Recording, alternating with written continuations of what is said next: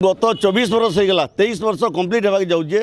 सोनपुर जिलार आदिवासी संख्याधिक भाव में सरपंच रु वार्ड मेंबर धरिक एमएलए तक आशीर्वाद कले बीजेडी के बीजेडी एमएलए गत 2000 मसीह आज तक लगातार भाव में अच्छा विभिन्न सरकार से रोचन कैबिनेट मिनिस्टर रोचन स्पीकर रोचन अथच सोनपुर जिलार प्रत्येक सीएससी रु आरंभ कर डिस्ट्रिक्ट हॉस्पिटल तक स्वास्थ्य सेवा संपूर्ण भाव में विपर्यस्त सरकारी जहाँ भी आसूचे सबू अधिका बाटमारण हो केवल घर बन एवं ठिकारू पिसी नियो इतने सीमित रही केएमसी हॉस्पिटल डॉक्टर नहीं स्पेशलिस्ट नहीं